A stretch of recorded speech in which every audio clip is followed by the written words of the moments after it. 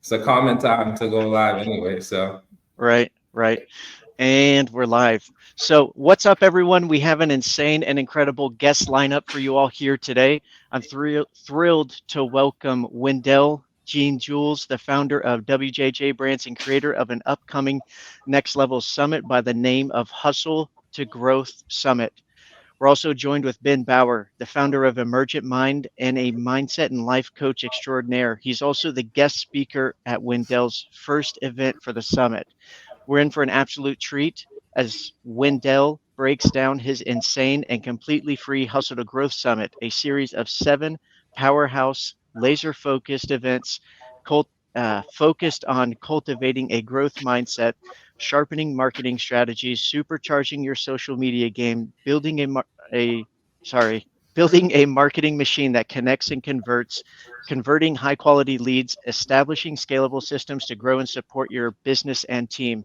But that's not all. Ben Bauer, a true master in the realm of mindset and personal development, will be joining us to dive deep into the psychological and neurological aspects of what it takes to rewire the brain to unlock your full potential and achieve monumental growth. A quick intro and word from our sponsors. Finance for individuals and businesses all began with a vision, a community where like minded individuals could gather on social media to share their passions, experience, and knowledge for a brighter future. Our mission is simple to foster growth and development and keep pushing everyone forward. We believe everyone has the potential to succeed, and we're here to support that journey. Join our community of leaders and visionaries as we learn, grow, and build a brighter future together. For those on YouTube, and other platforms. This is originally a Facebook group, and we're going to be keeping it here. Join our Facebook group, facebook.com/group/finance for individuals and businesses. Again, that's facebook.com/groups/finance for individuals and businesses. We'll see you there. Whether you're an entrepreneur looking to take your business to new heights, an individual seeking personal growth and transformation, simply who someone who wants to simply unlock their full potential. This episode is an absolute must listen. Wendell's wealth of knowledge on growth strategies and Ben's expertise on mindset mastery are gold, and I have no doubt that you'll walk away with a wealth of actionable insights and strategies to implement in your own endeavors. All right, let's bring Wendell and Ben on. Welcome to the show, gentlemen. We're thrilled to have you both here. How you guys doing? hey man, blessed to see another day. Just taking it For one day sure. at a time. Thank How you for about the you? Sure. thank you for the opportunity. Yeah, absolutely. Now, before we get started on everything, Wendell, tell us a little bit about your journey. What inspired you to create this growth summit? Yeah, so I guess the reason why I created the Hustle to Growth Summit was because over the past couple of years, I've been consulting and coaching numerous business owners on various ways to basically start, grow, and scale their business, and essentially really be a resource to them and teach them things that honestly a lot of entrepreneurs don't really know about and they fail to know about, because either it's not their specialty, it's not their forte in that own way, in that specific way. So with the Hustle to Growth Summit, what came to mind was that I wanted to do something to be able to give back to the community, especially those who are business owners or even those who are thinking about starting a business, and create a platform where they can come and learn for free, essentially, because all the virtual summits that we're doing are going to be free except for the in-person one. Um, and give them the tools, the knowledge, and give them the opportunity to be able to network with others and to continue to build on the skill sets that they need to build a thriving and sustainable business.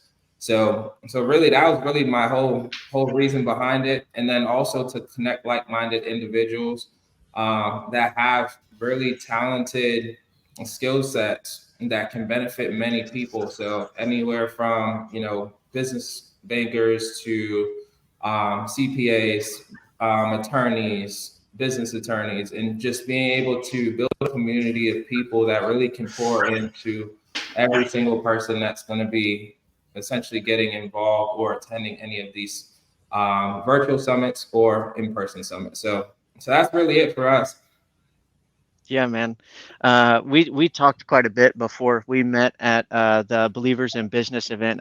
You won my my little sponsored thing, I believe, but we started talking about this whenever we first met, and I just think it's such a great program that you're creating.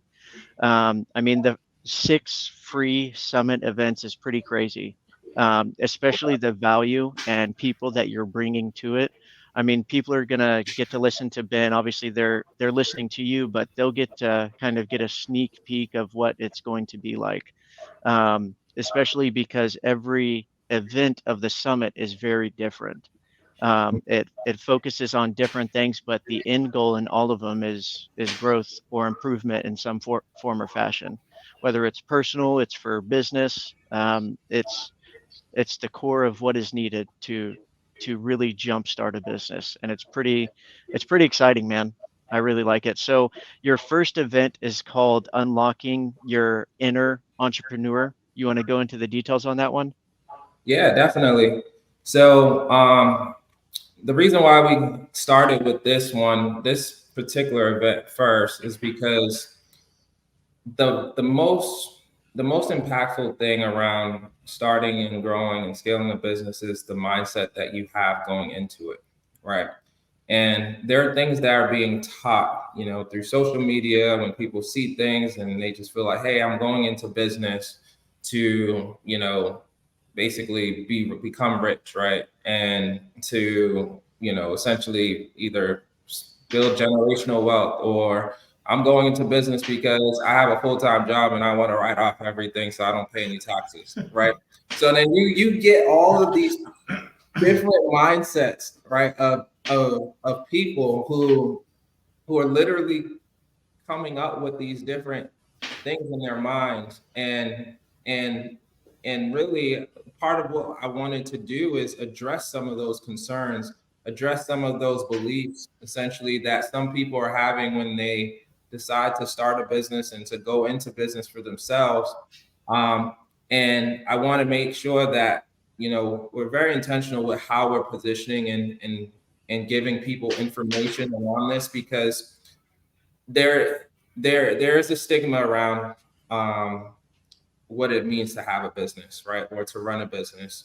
And I think a lot of times with a lot of the people that I coach on a day-to-day basis, especially the business owners, I do find that sometimes the mindset that they do have ends up limiting the opportunities that they receive, how far they can go in their business. It limits them from being able to really build and grow a team, because either they don't have the right mindset around management, or just even being able to identify where else can they take their business. So this first virtual summit really is designed to have Ben, who's on this call as well.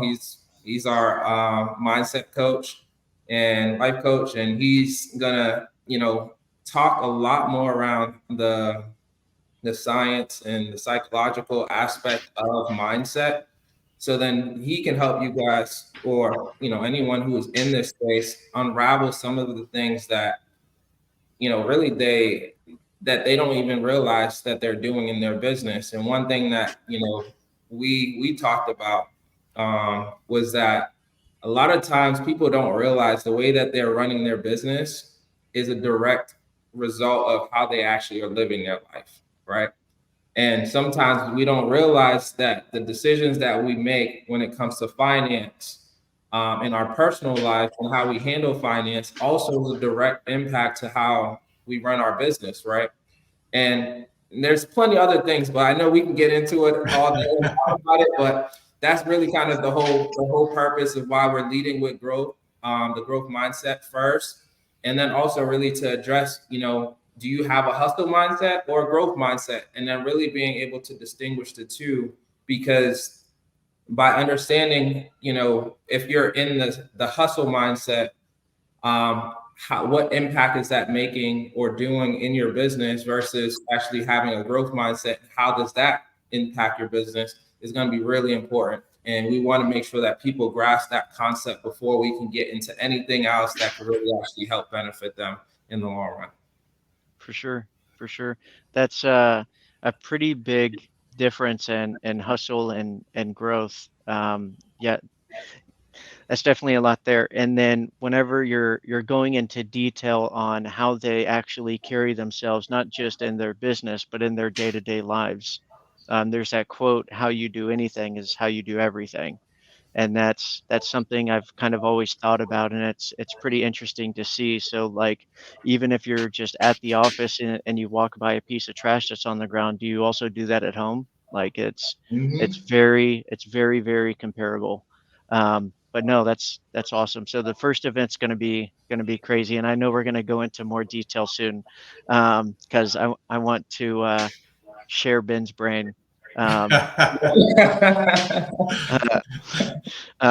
we just I know not everyone has seen the three of us, but we had a pretty long discussion yesterday, and that's why I'm super excited for this podcast episode.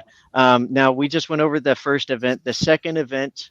So each of these events is really creating a business owner. It's creating someone who's going to be successful, because the first event's about mindset. The second event is about marketing strategies and understanding your customer persona. The third one is about supercharging your social media strategies and using artificial intelligence to scale even faster. Then you have the art of marketing and creating irresistible offers to convert high quality leads. On Yeah. top of that, you're also nurturing leads, building a marketing machine on the next event, and then the last event before the grand finale is the foundations of business growth to build your scalable systems to build and support your team. Yep. Pretty crazy. So Yeah, it's a lot. It is a lot. It is a So lot. It's a wonderful roadmap. yeah, it's a full circle.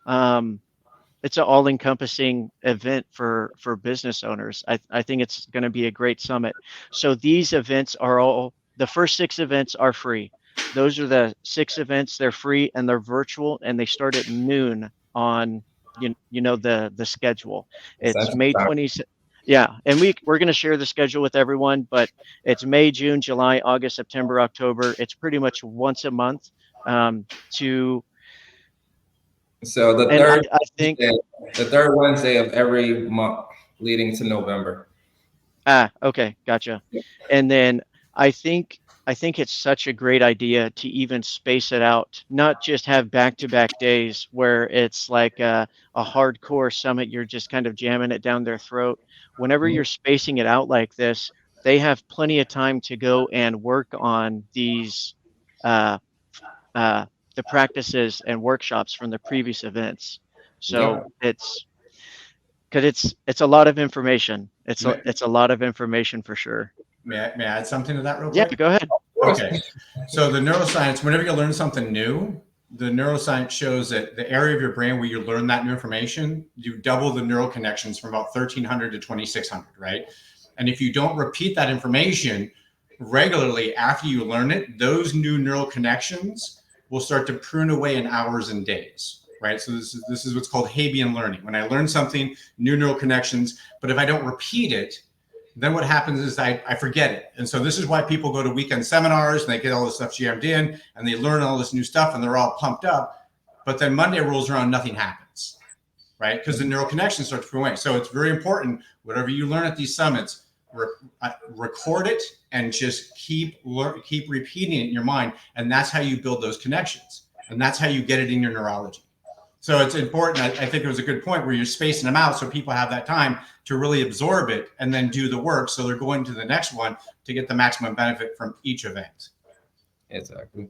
No, that's so true. And that was my intention too, right? Because I've been in rooms. How many of you guys have probably been in a room where it's like you're sitting in an 8-hour place and it's just, information after information. And it's just like, okay, what am I going to take away from this? And typically it's only going to be one thing probably that you might have been able to just grasp and be like, okay, you know what? That was really important. I remember that. But after leaving that space, if you never actually do anything with it, then, essentially it's dead, right? And that's in its own way. Yeah, And it's my gift, philosophy. exactly. So growing up, I'll share a personal story. So growing up, my mother, she used to always tell me, like, knowledge is power, right? And for me, I was like, yes, that's so true. So I used to grow up naturally just like soaking up knowledge, right? Because I'm like a sponge. I always tell people, I'm a student at all times, right? I don't want to be the smartest person in the room. I want to be the person that is learning from everybody else and giving people information and pouring into them too, right? But then as I grew up, I was just like, you know what? I can get all this knowledge, but if I'm not applying it, then what is it really doing for me, right? So then now I took her quote and that she used to tell me all the time, and I just added the applied knowledge is power, because at the end of the day, if you're not applying it, there's no power behind it, right? Because without all of that action that essentially leads to you actually making life-changing moments and decisions, then what does it have to show for, right? And that's really ultimately why I really want to space things out, because I want people to be able to take away these tools, and we're going to give you like literally every single virtual summit that somebody walks away from and attend, they're going to walk away with some type of asset or tool that they can actually use within their business or even their personal life to be able to actually make monumental changes from that point on. For sure. There's what's his name? Anthony. I can't remember his name, but he's a motivational speaker. But he talks about massive action. Oh, Tony Robbins. Yeah, Tony Robbins. Yeah, he talks about massive action, and that's exactly what a lot of this is. And it's really gearing yourself up and preparing yourself for that next level, because it's completely different whenever you're studying it and whenever you're experiencing it. I know most people in my own network don't know my complete history, but I got my experience before my schooling, and that's the opposite of what usually happens. And going through that and understanding it, I believe school should have definitely come first. I don't think I would have been able to grasp everything with the experience, but having that foundation is just super important. And I'm not saying like school's needed for everyone or anything like that, but for me, for how I learn and what I wanted to learn and what I want to do in the future, I just think going to school first would have been better. So creating a school for people, and creating that foundation to help them get to wherever they want to go in life, whether it's just a mindset thing or whether they just want to learn about marketing strategies, social media, AI, more marketing strategies, converting that high quality leads, cultivating connections, and creating that foundation of business. They could honestly just pick any one of these, and I know it's going to be a game changer. They're also 90 minutes each, so it's not like it takes up an entire day. Exactly. And it's during lunch. Yep. It's during lunch. Lunch and learn. Lunch and learn. That's right. Lunch and learn. Bring your Yeah. own bag though. Bring your own bag of lunch. Right. So, and I know we're going to hit on the first event in a second. Is there an event that you, Wendell, are particularly excited about out of your 6 events? I know you're going to say all of them. Which kid do you like best? I know you're going to say all of them. Which one are you more excited about, though? Honestly, well, you took the answer out of my mouth. Yeah, it is going to be all of them, but I would say the first one, 100%. The reason why the first one for me is because it sets the tone to everything else, right? And it also speaks to people in various ways, right? Even though we're gearing a lot of this for business owners, but the skill sets of which you're actually going to learn just from the mindset aspect, right? Because if you're not running a business, then what does crafting an offer have to do for you, right?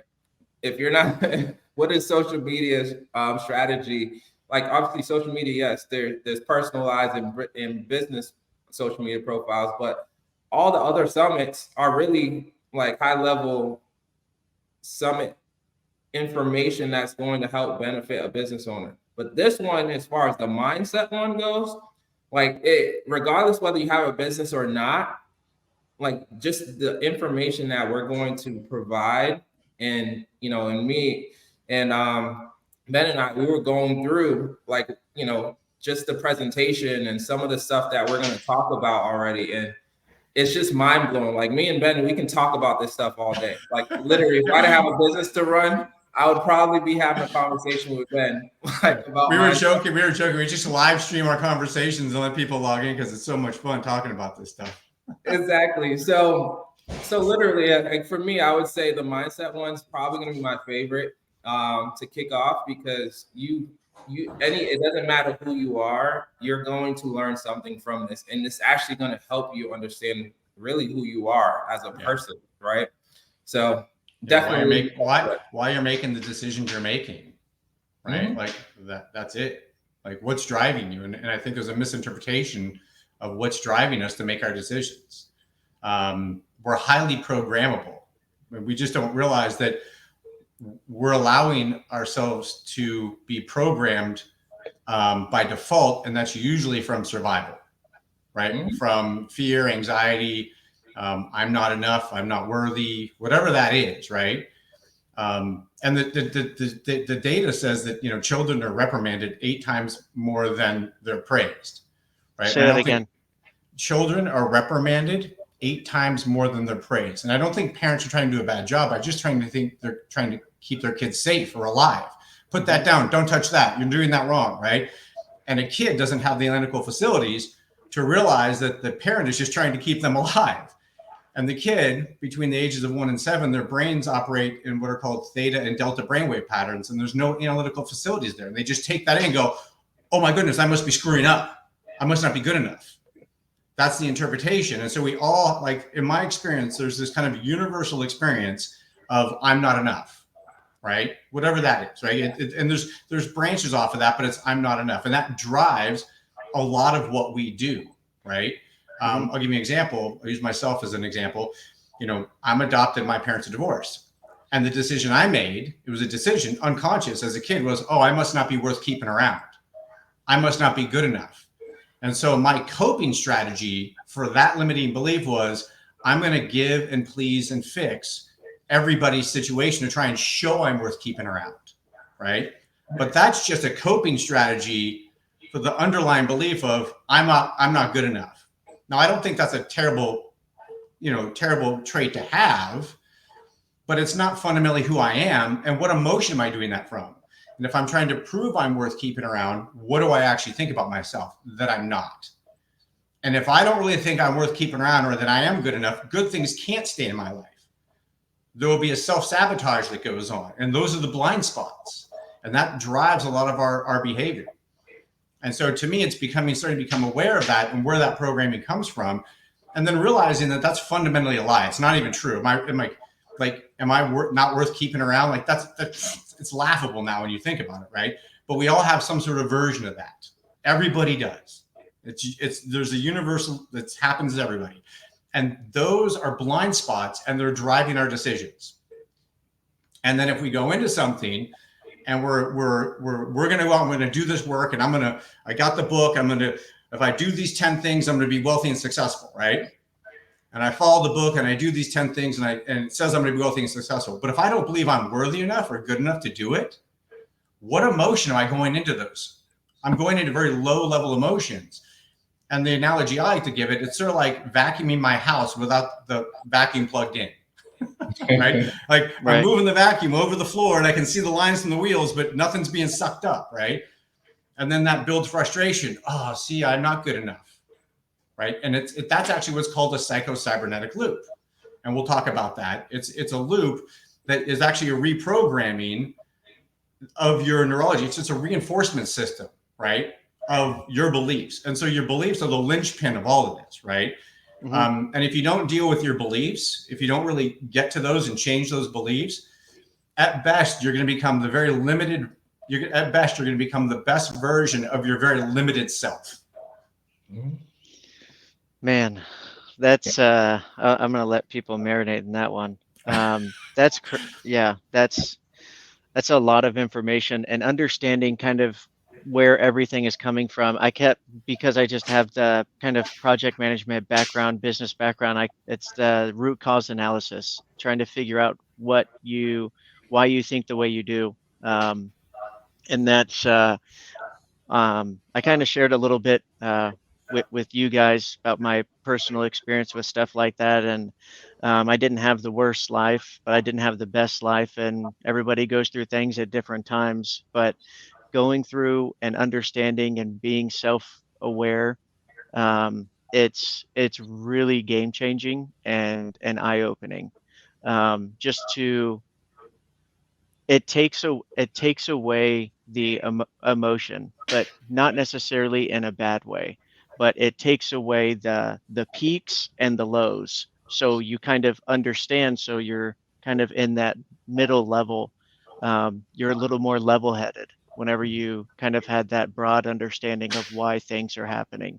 But no, it's definitely it's going to be a great summit. I'll be joining for sure. I'll be joining for sure. Let's see, what else are you guys going to be going into on the first event? So one thing that I'm going to talk about is I have this analogy that I use, which is all around, and I guess I'll share with you guys, which is pretty cool, right? So an example I'll use is that, let's say I walk into a room, right? And this would tell me a lot about either somebody's mindset or how they perceive something, right? Which for me, it's going to be more along the lines of short-term gain versus actual value, right?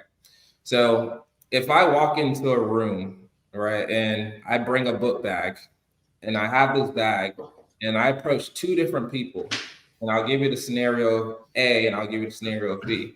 So the first person I approach, I'm like, hey, I just got this book bag, but I'm looking to sell it, and then, they're like, okay, how much does it cost? I'm like, it's $1,000 for this book bag, right? The first person would probably look at it like, I'm not trying to spend $1,000 on that book bag. Nah, I'm good, right? Then I go to the next person who's scenario B, and I go to them like, hey, just got this book bag, looking to sell it. How much you looking to sell it for? Well, I'm looking to sell it for $1,000. Now this person goes beyond, and they ask follow-up questions, and they're like, hey, well, okay, well, you're selling for $1,000. What's in the book bag, right? Now I go into, well, I got probably about 10 different clients that are yours. I got, an iPad, a laptop, new MacBook in there. I got a check for, $200,000 from a client that just paid me. And then I got some other things in there. Now, that person who took the opportunity to actually understand what the perceived value of this book bag was more inclined to actually buy this book bag because they actually know what's in it, versus the person who just looked at it and was just like, no, I'm good. It don't fit my standards. I don't want it. Meanwhile, they just looked at it from the outside and had no idea what the perceived value was of this bag, right? So that in itself, right, if we're looking at those two scenarios or individuals, really what we're trying to address is that first person is that person who probably has a hustle mindset, meaning that they're all about whatever that short-term gain is. And if you don't tell them exactly what it is, then they're not going to perceive any value. And cost is just basically the main thing that they're looking for. Does it make sense for me financially, right? Versus the second person, if they only have $500 in their pocket, but they knew the anticipated value of what they're getting in that bag, the likelihood of knowing that, well, there's probably about over $400,000, $500,000 worth of goodies in this bag, I'm actually going to go figure out how to get another $500 to actually pay for this so that I can level up in my life, right? So that in itself is really where we're trying to, I guess, help people understand, right? Value and not looking at things just from a cost perspective, because trust me, I have so many prospects that I do talk to, right? And they're not clients of ours, but they're always opening up free information. But at the end of the day, free information is free information. But if you're not actually investing at some point, right, then you're missing out on those opportunities to actually level up yourself, right? And that's really what we're going to be talking about, partly what we're going to cover during this as well. May I add a little piece into that? Of course. So I would classify the hustle mindset, and I'm not saying going out and doing activities and meeting people and networking and working. You know, people could call that hustle. I'm not saying that there's not benefit in that and you don't need to do that. But what I'm saying is if you're in a hustle mindset and you're going from prospect to prospect as quickly as possible, that's what I call a primal state. I'm in fear. I have to get this done now. I need revenue. I need money. That's fear-based, right? Mm-hmm. And then there's the flip side of that, which is a powerful mind state or a powerful state of being. I'm going into this cultivating relationships, being curious. Being curious is a powerful state. Being in abundance, being in joy and bliss and flow, that's all abundance. Like that's a powerful state, right? Whereas the opposite of that, being in a primal state, is fear, anxiety, right? Now, I'm going to give you a really interesting fact on this. When you're in what's called high beta brainwave patterns, which is survival, fight or flight, like I'm stressed out, I'm worried about things. The neuroscience shows that the parts of our brain for logic, reasoning, and creativity actually start to shut down. So when you're in high beta brainwave patterns and you're in survival, the parts of your brain that you need most to solve a problem actually start to shut down. So you're not even open to the solutions. And so it's really important to understand that your equipment's not working right to solve your problems. And you have to slow down, take some deep breaths, right? And open yourself up to all the possible opportunities that are out there, because there's a ton of them. And only because you're in this primal, fear-based, high beta brainwave mindset, your brain can't see those opportunities because you're blocking them out. Your brain's not working properly. So there's this is based, a lot of this is based in neurology, right? It's not like this isn't woo-woo. There's a lot of science behind it. So for me, it's shifting from that primal to that powerful state. And when you're going into a room, you want to be in a powerful state of being, because you're also broadcasting information. Most people don't realize that. There's actually an energy field that's been measured around our bodies up to 10 feet. And you're actually broadcasting information, and people can sense you. And I'll give you an example of this. You walk into a room where two people maybe had been arguing, but they're not currently arguing. You can walk in that room and go, oh man, I don't like the energy in this room. It's terrible. You can feel it, right? You know what I'm talking about, right? Yeah. Okay. But you can also go into a room where people are having a good time and, oh man, people say it all the time, I love the energy of this room. Well, that's nonverbal communication. And when you're in a primal state or a hustle state, people will sense that. They may not be able to assign words to it, but energetically and intuitively, they will sense it. Oh, as opposed to if you're in a powerful state and you're walking in and you're looking to be curious and provide value and develop relationships, people will sense that. When you're present with them and you're listening to them, they will sense that. And they'll be way more open to interacting with you, as opposed to you walking in a primal state, trying to get things from people. Mm.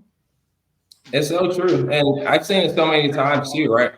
Because I've been to different networking events, and it's so funny because I go in there and to be honest with you, my mindset normally when I go into a networking event isn't to be the person that's selling you on anything.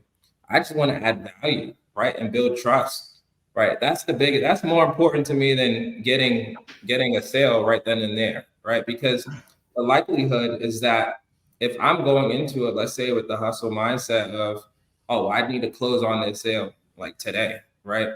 Then the likelihood of the type of person I attract in that business is probably not going to be the most ideal or the best client for me, right? Right. How many times, and Ryan, you're in business too. So imagine how many times you probably may have seen this firsthand, where it's like, well, I need to get I need to secure this client, or I need to secure something, right? But then that client that now is like, hey, well, I want a discount. I want this, well, if you're not giving this to me, I'm going to find somebody else that'll do it cheaper.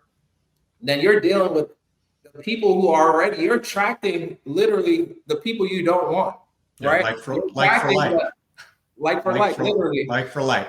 You're attracting those people who are also in the same hustle mindset as you, rather than a growth mindset, right? And a lot of times as business owners, sometimes you start hiring people with the same mindset, right? And they only care about getting paid. If you don't pay them, nope, sorry, I'm going on to the next person, the next company, right? But then if you hire somebody or you partner with somebody that essentially has that growth mindset and you're on the same wavelength as each other, you'll do so much more and it'll be a lot more impactful, right? So a lot of times these are the things that we're seeing in the marketplace, and that a lot of business owners are facing, because some of them are feeling like they have to discount their products. And then the moment that they do that, that ends up being the client that gives them a 1-star review. And then it's like, now they're like, pissed off because they're like, well, I gave them a discount and blah, blah, blah, this. And then, you could also drive that back to their beliefs about their self-worth. Yeah. Right. Like, so if I'm discounting things, what's my perceived value? Yep. Right. So you're discounting yourself. And that's usually driven by a belief about yourself. And no judgment. I mean, like I said, man, it's a journey. This is a growth experience. Like, to me, it's shedding these limiting beliefs and dissolving them, and realize they're just a narrative that people keep repeating in their heads. But if I'm discounting my services, right, I'm actually discounting myself. Yeah. Right. And nothing wrong with Target, but do you want to be the target of your business or the Nordstrom of your business?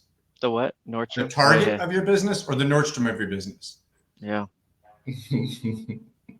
And that's driven by the beliefs about yourself and your product. Yeah. Yeah. Absolutely. It's whenever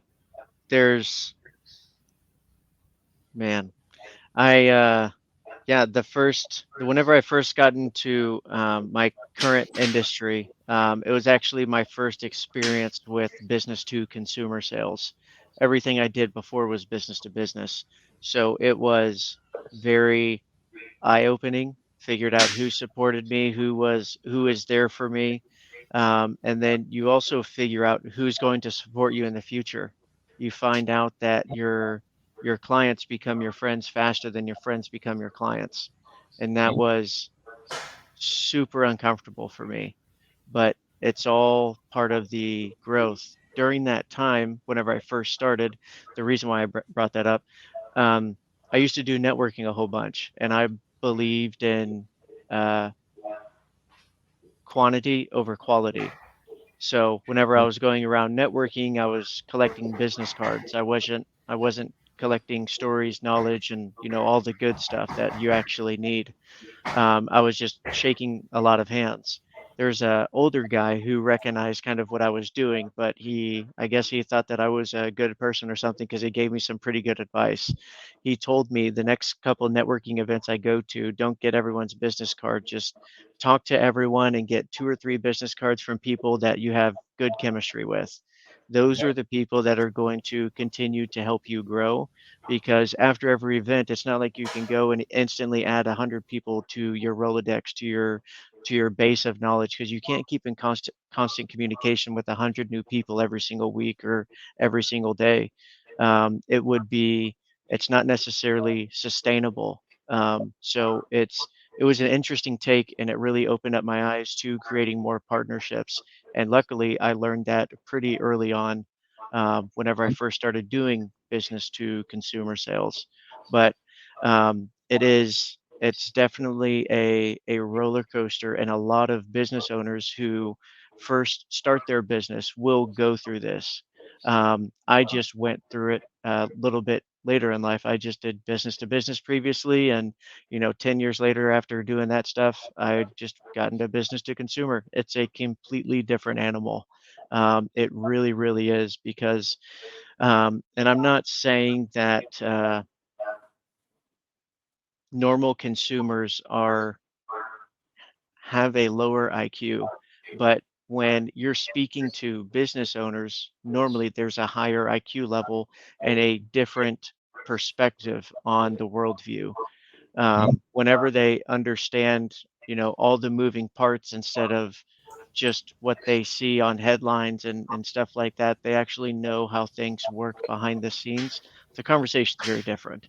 Yeah. Conversation's very different. It's less emotion driven. Mhm. There's nothing wrong with that. For sure. There's nothing wrong with that. It's just it's from a different perspective. Yeah, absolutely. I think there's a lot to unpack whenever you first start taking those first couple steps. And luckily for, me, I started creating a network of people, started talking to more people because I didn't really have a network for business to consumer or anything like that. I didn't have anybody to talk to. And not many people would talk to me about it either. So I had to go and seek different partnerships, different friends. And it's been not necessarily a slow transition, but, over the grand scheme of things, in a timeline, it's a slow increase, but every single day I'm working on it. It feels like it's more like a compounding with exponential growth. It becomes like a quickening. Like Yep. it's slow at first, and then you start to become more self-aware, and you understand how the quote unquote game is played, right? Right. And it's not mean I don't use the term game in a negative way. You're just understanding, you're figuring it out. You're figuring out where the value is. How do I add the value? How do I develop the relationships? Instead of kind of like fumbling around, right? You become more intentional and understand what you're supposed to be doing to develop those relationships, and become more self-aware. And as you do that, you're actually changing your neural pathways in your brain, and you're actually changing your biology too, like the emotions you become addicted to. And there becomes a quickening, and you start to improve on it as long as you keep going in that direction of curiosity and growth. For sure.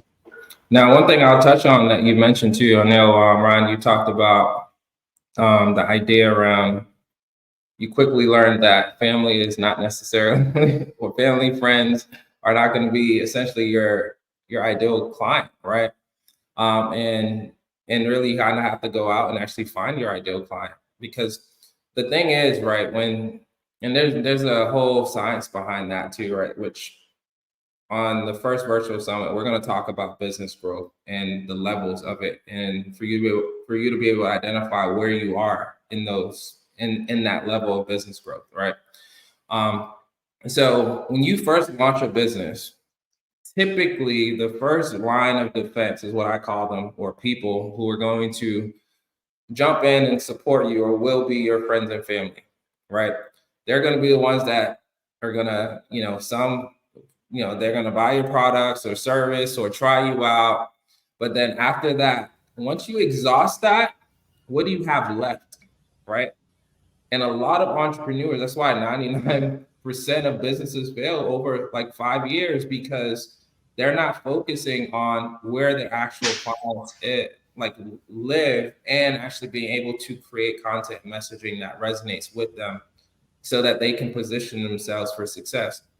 Now, when I look at, friends and family in that starting phase, part of it is you would hope that they would be the most honest with you about, you know what, I don't like this. You can take criticism from family members, right? But then once you start getting criticism from outsiders that have no idea who you are, how much time you put into the line of work that you've done, it hits differently, right? So that first line of defense is kind of a safety blanket too, right? Because you're gaining, if you understand how to gain the information and the knowledge from that first line of defense, then it allows you to create something that's even better, right? For your future market, your actual real audience that you're going after, and understand some of the pain points, understand why people are making a decision, understand the benefits and the features of the services or products that you're creating. So then that way it just becomes a lot more natural for you to be able to position yourself really as that leader in that space. But a lot of people get stuck in that, okay, well, I got all this business in my first couple of weeks, and then all of a sudden they're wondering what happened. How come I'm not getting any more business, right? Why is nobody buying my products anymore? That's when people start getting to that fear mindset of, oh my gosh, like, am I not doing something right? Should I be charging less?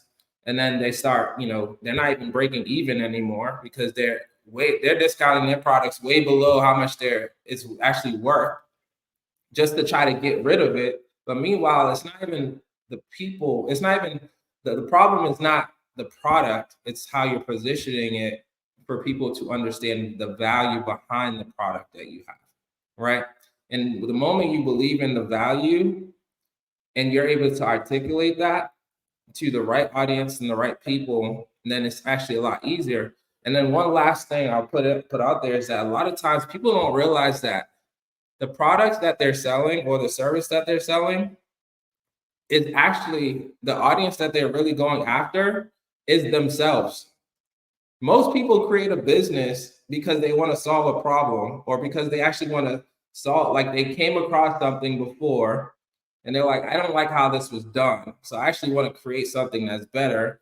Or they felt like they worked so hard at a job somewhere, they built all this knowledge and feel like that, and they feel like, oh my gosh, like my manager's terrible, right? I can do the manager's job way better. And actually, you know what? I want to go into consulting for myself and actually do this for other companies because I've already gained all the knowledge and skill sets, right? And now they're trying to position themselves in the market to sell something that was a problem to them. And if you can understand why you created a product or service and the purpose or your reasoning behind it, it's 10 times easier to sell it. Well, yeah, it's also, I think it's part of your hero's journey, right? And now you have a passion about it. And when you're relaying that, like that's a personal experience and people will feel that and you're going to have passion about it, right? Yep. Yeah. And it's also, I think, as you were talking about like the friends and family, I think there's also a component when it's friends and family, they know you personally. Like I break it down, business, there's two different types. You have two different types. You have a business relationship and a personal relationship. And when you go to the people in your family, well, those people know you. Yeah, I like you. Let me help you out. I like you. And they're going to be really, they're going to like, yeah, it's fine. Or, maybe not, but they'll be nice about it in the rejection, but they're also they're there to help you. They know you personally. And then you go out into the business world and you don't have that people, like you don't have friendships, right? And it's strictly business. I'm like, well, I've never done business with you. I don't know. Like, so we know people like, oh, I've done business with this person. They're reliable. They do a good job. They have a great product. And then you have, I know this person personally. They're a really good person. Like they're trustworthy. I like them. But those are two different relationships. And so when you're working your sphere, that's mostly friendship and family wanting to help out and take care of you. And if they're going to reject you, they're going to do it nicely, right? And then you go out in the world and it's like, you're trying to work as a friend and it's a business transaction. And they're like, no, I don't know you. I don't know you personally. So I don't have that to lean on. This is a business transaction. I've never done any business with you. I don't know if it's done any business with you. So to me, the intersection starts to be both of those. Like you mentioned it, Ryan, like, you start to like develop these relationships, right? And that intersection of friends and business. And that really starts to explode when you start to build a network of people essentially. Yeah, absolutely.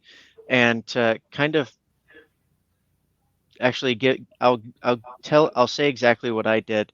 So whenever I wanted to start being bigger on social media, I wanted to kind of start creating that network because going in person, I'm an introvert. So going in person was a little bit tougher in the beginning.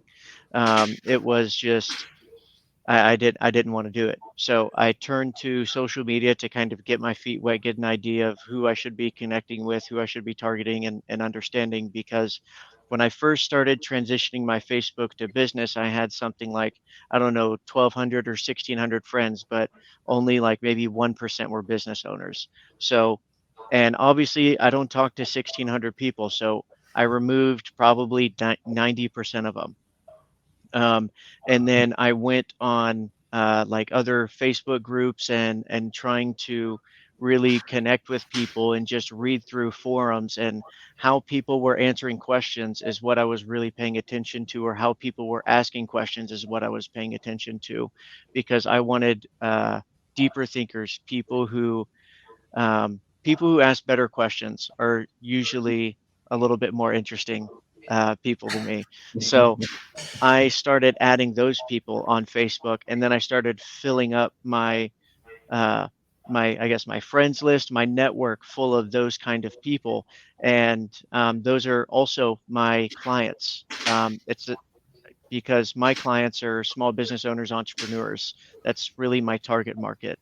And I know it doesn't sound super niche, but generally speaking, that's my target market. So, and even just rubbing shoulders, partnering with them, helping them network and build their own business has been super fulfilling. But creating that original atmosphere and that environment where I can go and meet people and talk to people and meet people from just social media or from networking, building partnerships, because I'm not your client, you're not my client. We're here because of a partnership that we've created in the last month.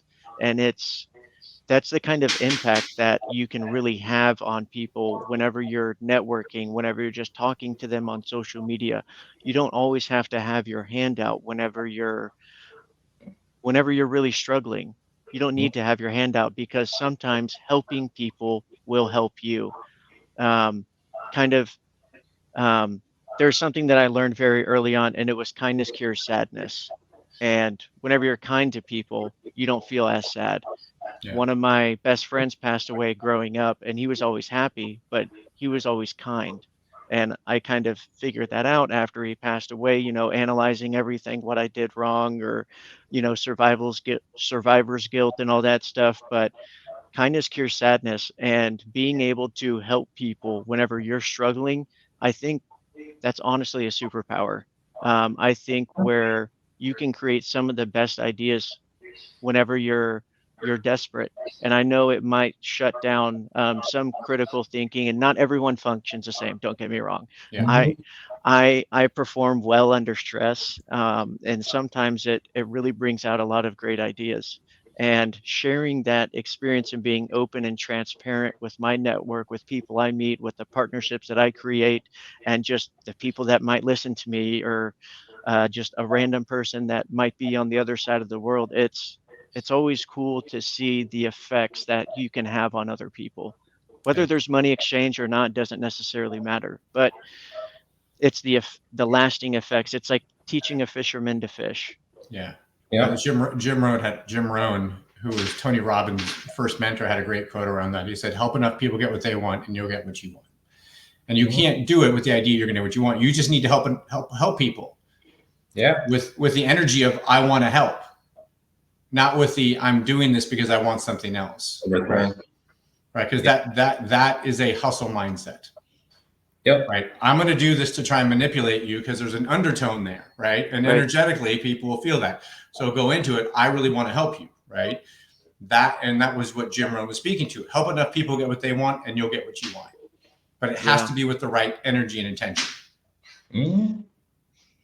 No, I agree 100%. And part of that is, like you mentioned, Ben, it's intention, right?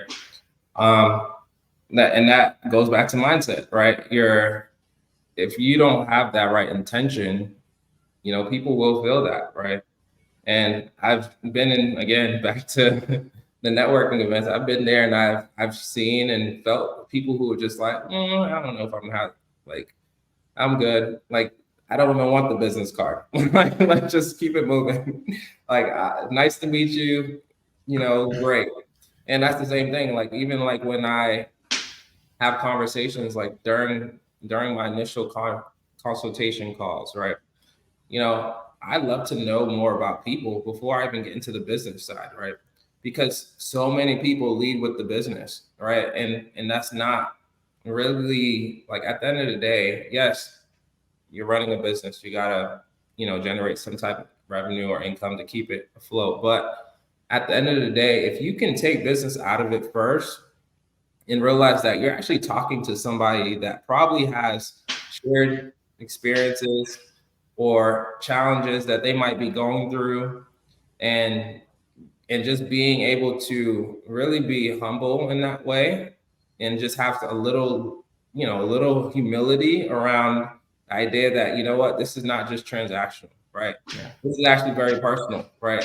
And at the end of the day, like, I want to know what you're passionate about, right? I want to know what you feel like your purpose is. Like, and it's crazy, right? I tend to have conversations with people sometimes, like, I'll give you, I'm not even going to give the example, but I've had people literally cry on the call, like, because it goes beyond just the idea. And I'm not saying, like, hey, get on the call, you got to start crying. No, this is Wendell, why'd you have to share that about me? it's Totally but crushed. I ask questions that people don't ask other people. Like I love to know what you're passionate about. What do you feel like your purpose is on this earth at the end of the day, right? And some people don't know what it is, and they get really emotional about it because a lot of people are really trying to figure this out. Like, a lot of people want to know, like, what is my gift? Like, what can I do?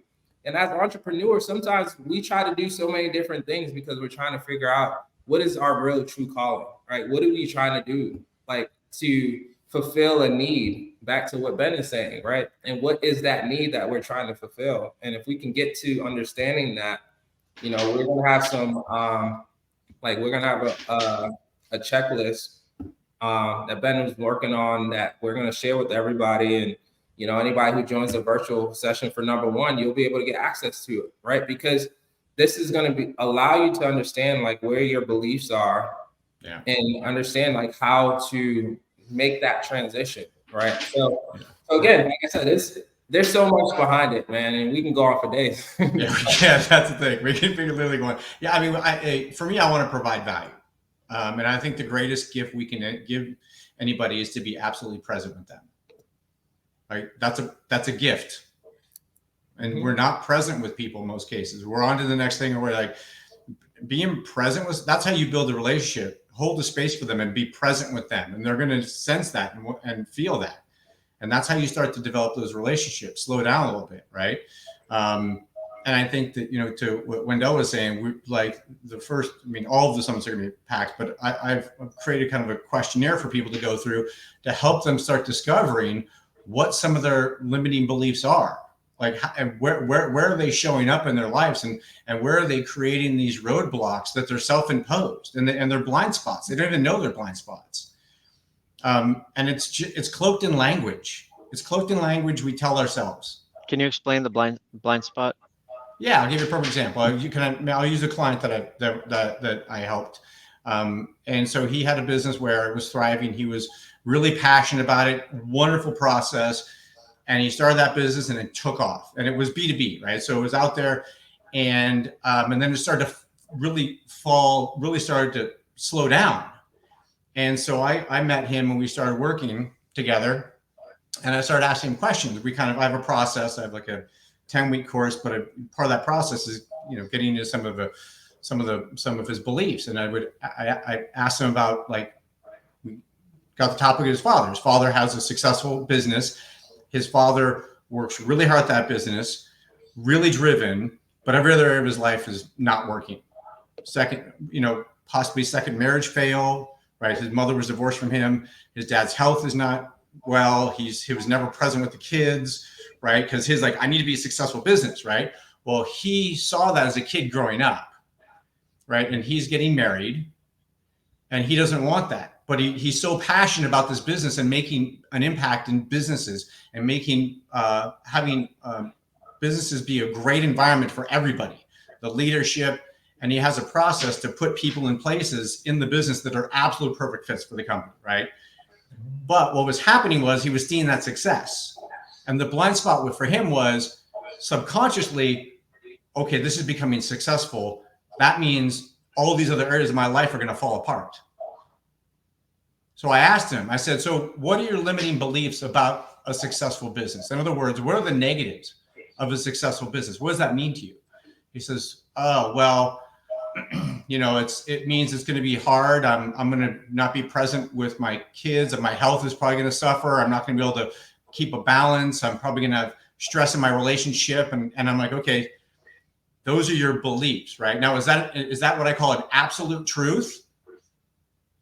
Does everybody experience that? He's like, no. I said, okay, so that's something that you're using in language in your head, and I understand why, because you experienced as a kid, but that's just the decision your father made about how he was going to run his business, because he didn't know any better. No one came in and said, no, you don't have to do it this way. You don't have to have an either or life. You can have a both and life. He thought it was either I can be financially successful and everything else will fall apart because I won't have time for that. And so then I asked him, what kind of limiting beliefs do you have about your product or service? And he started, it's not perfect. It's self-reporting. I said, okay, when did you start to develop those beliefs? And it was basically at the peak of his most success. So he was self-sabotaging his business because he had these unconscious beliefs that a successful business meant all these other areas of my life were going to fall apart. And I didn't want that. Right? And that was cloaked in language in his mind. And it was a decision he made as a kid, observing his father's business, seeing what happened to all these others' life. I don't want that. And so he was unconsciously sabotaging his business. I think people do that a lot more often than they notice, for sure. Right. And this is the blind spot. We don't even know we're doing it. Like, why does Tiger Woods and Ray Dalio, you know who Ray Dalio is? Oh yeah. Yeah. It's Warren Buffett's mentor. So he runs the world's the world's largest hedge fund, right? Like, both of them, guess what they have? Coaches.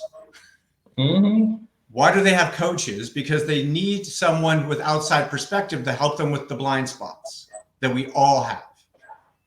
Yep. So anyway, so these are these blind spots, and it's something that we observed as a kid. And then, oftentimes, we developing coping strategies around these limiting beliefs we have about ourselves. Again, usually in the realm of I'm not enough. And my coping strategy is I'm a perfectionist. I'm going to make everything perfect because if it's perfect, people will love me. Or I'm going to be a performer. I need to perform really well because if I'm successful, then I'm worthy of love. Or I'm going to be a giver, pleaser, fixer to show I'm worth keeping around, which means I'm worthy of love. So those are all coping strategies for the deeper declaration we have about ourselves of I'm not enough. So, right.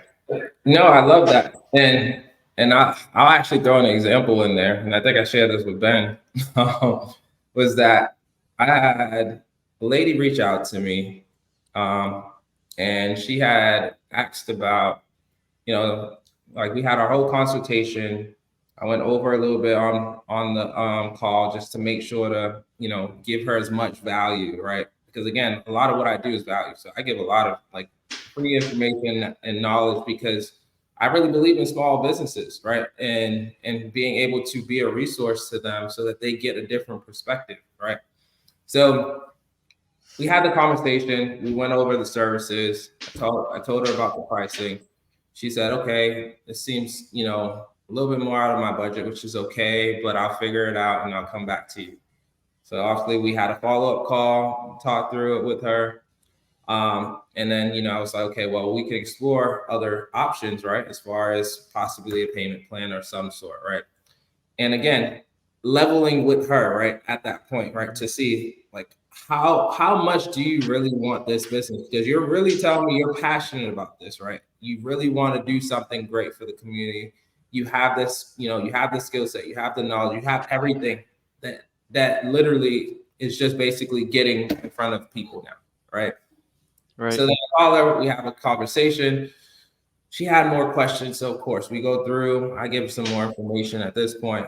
Again, still didn't charge for anything. So I was like, okay, well, if the next call we have, I can't give any more information at this point, right? We have to be able to make some level of decision from this point on. So we get on the call. I'm like, hey, you ready to make the decision? Like, where are you in this process? She's like, well, I don't feel like spending money on doing this right now because, I just don't know like where I'm going to take this or if I even want to really do this.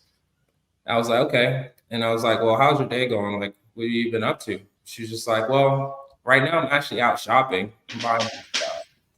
So in my head, I'm like, hold on. You're telling me that the first two conversations, you were very passionate about this one thing that you're trying to do.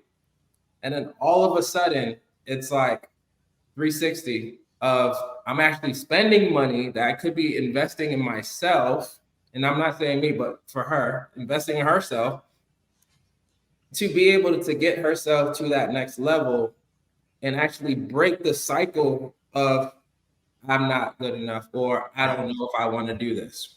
Yeah. And And a so lot what of that, people find themselves in that situation. And for me, honestly, like my final point is that I always look at scenarios like that as an opportunity to try to show people like, hey, there's room for growth. But at the end of the day, do I get mad at it? No, because guess what? We're all human. Somebody tell how many people you probably met like, hey, I'm gonna do business with you tomorrow, and then they turn around, they disappear, they ghost you. You know, they're in a whole nother country. Like you just never see them again, right? It happens, and that's because we're human, right? People are naturally going to make decisions based off of, again, their mindset and where they see things. yeah, and that's a fear-based situation of there's somewhere in there and I don't think I'm good enough or I'm not worthy enough. And so the purchasing of the goods is a way to distract themselves because they made the decision subconsciously, I'm not good enough. So now I want to go make myself feel better, and no judgment, like nothing but love and compassion about it. Because I get it. I understand it, right? So I'm going to go buy something and I'm going to get that dopamine rush of me buying something, right?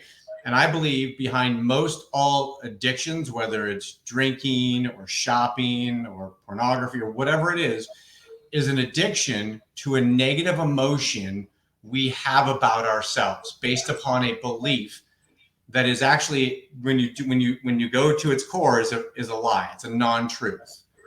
And what we're doing is we're seeking relief in the shopping or the drinking or the pornography or whatever. We're seeking relief in those things for the negative addiction we have towards ourselves. So we're looking for a distraction. Mm-hmm. And I understand why people do that. Yeah. Right. As opposed to going through and asking the questions like, well, really, am I not good enough?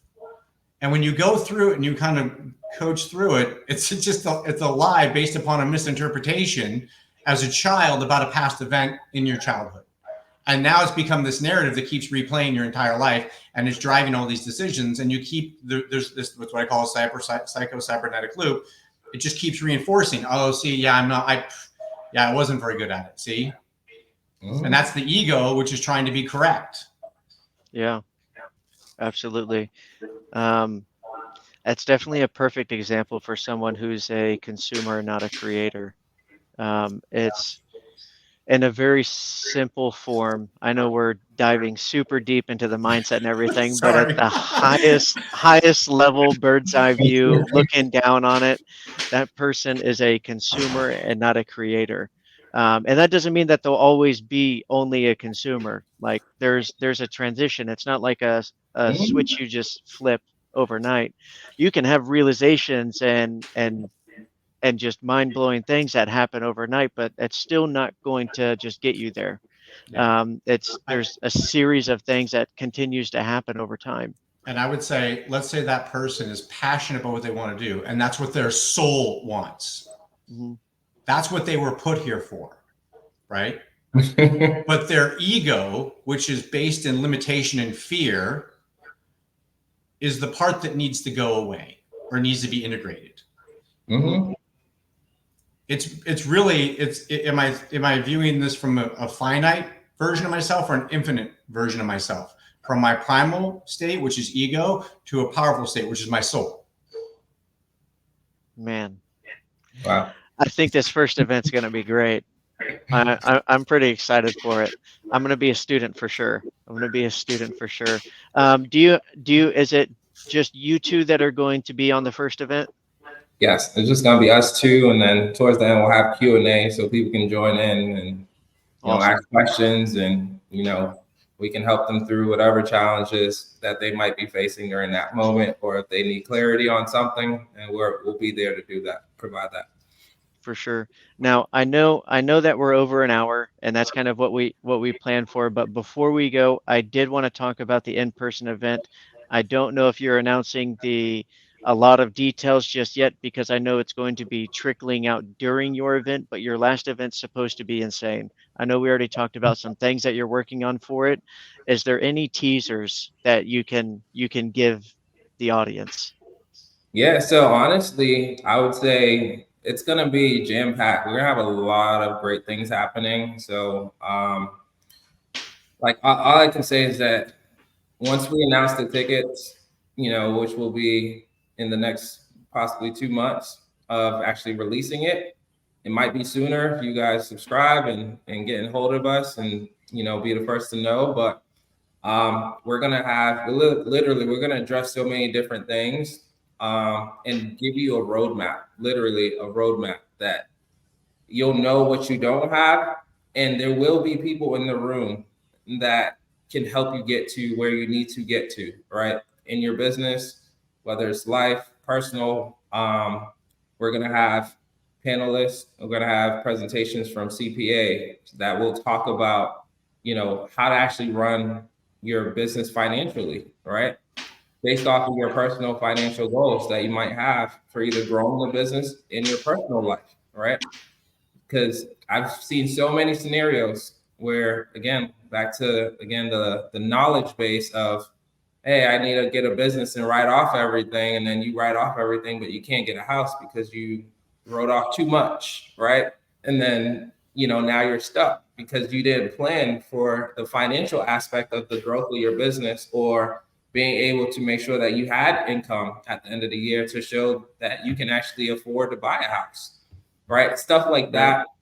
To having a business attorney who also we secured last week, and he's going to be coming in. He's going to be talking about the different entities. So whether it's an LLC, S corp, C corp, the difference on a very high level as to when should you be looking at transitioning from either of those, to also trademarking and intellectual property, and making sure that you have your policies, terms and conditions, and all these other things that people do not think about when they're running a business to protect themselves, right? If you have a business and you're basically running it and you don't have it registered, guess what? If you ever had a lawsuit, they can come after your personal assets, right? If you have a business registered, then obviously the business is liable, right? So there's all these other like little things that people, they get into business, but they're not learning or getting the information. And we're just going to have really knowledgeable people at this summit that's going to be able to educate you on multiple things. Some things you may already know, but on a high level, it's going to be valuable information that either you can take away or that you might be able to take away and share with other people that probably don't know. And now you can be a blessing to somebody else. Yeah, for sure. The people that think that they know everything and don't need to listen to certain things might have a little ego issue, right, Ben? It's all right. It's again, I don't judge anybody. Judgment is such a useless energy for me, right? That's usually fear-based, which is, nothing but love and compassion for people. It's true. Yeah, for sure. I really think everybody's honestly, trying to do the best they can with the programming they've received. Everybody, I think most people mistake the most important inheritance. Most people think it's wealth. It's not. It's mindset. It's beliefs. Mm-hmm. That's an inheritance you got. For sure. So one thing I'll throw in there, this is my final comment, and Okay. I'll leave it because I feel like it's very powerful and it came to my mind again to share, is that there are a lot of people who are running businesses, and I know it's a big statement, but running a business and saying that I don't have money to hire a marketing person, or I don't have money to hire a CPA, or I don't have money to actually, gain capital for whatever it is that you're trying to do in a business, right? Is a limited mindset, right? And the thing too that I try to educate people, which a lot of people fail to realize, is that money from the financial aspect of running a business is only probably one of the smallest pieces of running the business, right? And the reason why I put it on that level of it being small is because the most valuable thing in a business is actually human capital, right? there's so many things that you can do in your own business that does not require you to spend money. You can partner with people. You can do an exchange of service, right, with people, right? So there are so many different things that are good that people just limit themselves, right, to say, well, I can't do this, right? I can't do social media because, and I don't have the money to hire somebody. But guess what? There's somebody that's wanting to dive into social media that's probably nearby, and they're willing to do it for free in exchange for whatever service you probably provide. And that can get you to the next level of learning and building and actually having, again, somebody that has that growth mindset of actually understanding that you have value, I have value. We're both on this level where finance is probably an issue. How do we exchange services, right? Yeah. In order to make something happen. And that's something that's, really important that, throughout this conference, I'm really going to try to address, because I've been to too many places. I've been to, startup weeks, and I've been to other places and met so many entrepreneurs, and it's just like, oh, capital this. I don't have money, or I need money. And that's the biggest challenge, right? I ask, literally, my number one question whenever I meet somebody is, what do you need help with? And a lot of times it's money, leads, or I actually need help with marketing. Yeah. There's two, maybe just two comments around that. Go ahead. Yeah. Tony Robbins has a great saying. It's like, you don't lack, you don't, how does he say it? He says, you don't lack resources, you lack resourcefulness. Yep. Your ability to change the way you look at things. Wayne Dyer has a great quote around this. He says, change the way you look at things, and the things you look at will change.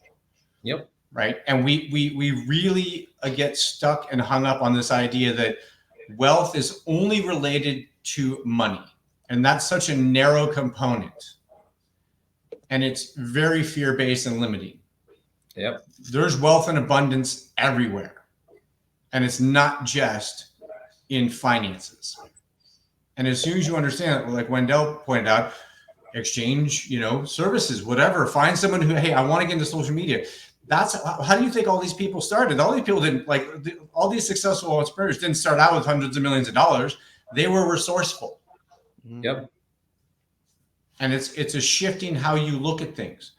And don't get me started on the quantum physics of it, because you're going to broadcast information and you're going to create synchronicities and events and go, holy crap, you're just the person. Yep. Like, that's a whole nother level to get into, but that happens. I've seen it way too many times in my life, and it still happens. It's wonderful, because it's all the inner work. Like, as soon as you become somebody different, your reality has to change. It's a physics problem. It's a quantum physics problem. And that's the thing too, right? If you actually want to, as you're watching this, whoever chose to stay on live, if you want to come to the main event in person, obviously, yes, it does cost money for you to attend this, because we're going to have so much jam-packed value and people there. But we will have live examples of how this actually works, right? And how you can actually grow and be resourceful with the people that are in the room with you, right? Because a lot of times, I've been to networking events and it's all about, hey, I'm selling this and that. But trust me, for this particular event, we're going to want you to be very intentional, and we're going to drive home the intentionality behind the decisions and how you go about making a decision, and actually how do you actually understand the power of the people that are actually in the space that you're in. Because a lot of people don't know how to tap into that power, and they're just looking for sales, but really what they should be looking for is relationships. Right. What they should be looking for is, how do I become a resource to some of these people? So then that way they can see it and understand my value. And then eventually at some point in time, they'll probably need my services. Right. Yep. I mean, that's how Lewis Howe, who has the School of Greatness podcast, and he's blown up. He was one of the original podcasters. He blew up. He was living on his sister's couch, barely making it. And then he had this idea, I just want to start connecting people. I want to become a connector. I want to help people. And that's where he started. And now he has one of the most successful podcasts on YouTube. I mean, he's now on Sirius XM. He's huge. Yeah, for sure. I know we definitely got to cut it off. But before we cut it off, I did want to, Wendell, I want you to talk about the event. How can people join? hustletogrowth.com.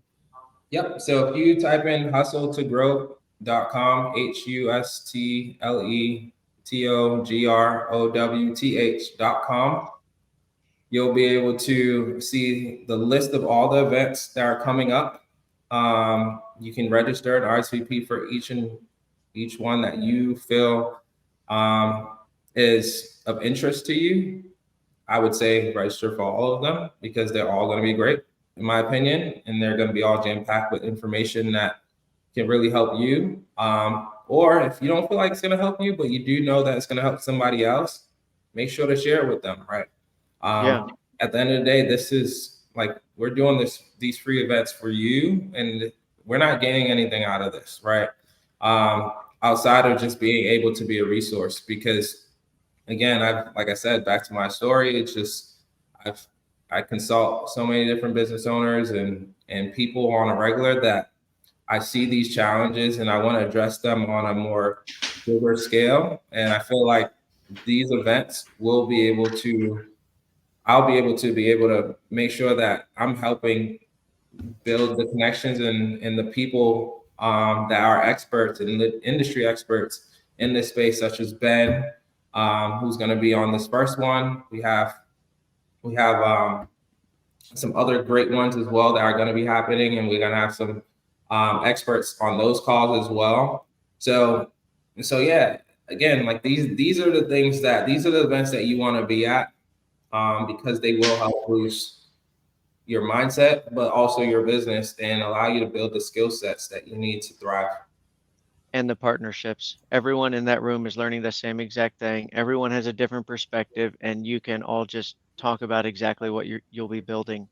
I think it's definitely going to be great. Ben, I want you to plug yourself real quick. Emergent Minds. Yes. Talk about Emergent Minds real quick. Yeah. So my website's emergent-mind.com, www. And my I primarily work with entrepreneurs and executives in helping them transform their mindset through a program that I call my Powerful Human Framework. And it's a 10-week program that I take them through and really teach them about what's going on in their neurology and their biology, and how you can become addicted to emotions, negative emotions, positive emotions, and then how that actually co-creates your reality, and how you can create these synchronous events in your life and create from a totally different level. From basically Newtonian physics, pushing atoms around, very like fear-based, right, stress, to a totally different level of quantum physics. And a lot of it's rooted in science. And I have it's a process I go through. It's a discovery process about your limiting beliefs, and then how that's creating your reality. And it's a 10-week program. For sure. That's awesome. And it's the website. How can they get in contact with you? I know that you're working on social media expansion and everything. Yeah. So the website's the original website's up. It's being rebuilt right now, but the old one's up. You can go there. You can search for me at Ben Bauer I think I'm linked to this event in my social media account. And then my email is ben@benlbauer.com. Awesome. I appreciate it. Wendell, what's your contact email? Do you prefer email or social media? Honestly, what are you thinking? I'm open to all, right? We do SMS. So if you want to text us, you can call us at 919-561-5599 or text that number. And then we can add you to our database and we can communicate with you through there. Or you can contact me through my personal website, which would be wendelljeanjules.com, or my company website, which would be WJJ Brands.com. And from that side, either or, you can basically get in touch with me, or you can find me on social media. I'm all about branding. So literally, if you type my name in and type Wendell Jean Jules on any platform, you'll find me. Same thing with WJJ Brands. We own pretty much the end of every URL. So it shouldn't be hard to find us. That's awesome. Well, I'm definitely excited about the first event to watch that. It's May 22nd. So it's coming up very, very soon. So it's not like this is in a couple months. This is starting next week, and then it's going to progress over the coming months. So it's going to be cool to watch and see it grow. And then we're also planning on having you between the third and fourth summit event. So we'll have a little recap, go through a couple more things there. I'm excited to recap then, but I'm pretty excited for the first event. You're definitely spot on about being the most excited about the first event because you could see everything, kind of see the momentum, meet everyone, and really get that machine going for everyone. But I'm definitely excited. It's great. It's been great having you guys on here, and we'll definitely have you guys back on in the future. Awesome. Well, Thank you so much for the opportunity. Awesome. Yeah. Thanks, Thank you so much guys. for the opportunity. Appreciate it. Y'all have a good night. All right. See you later.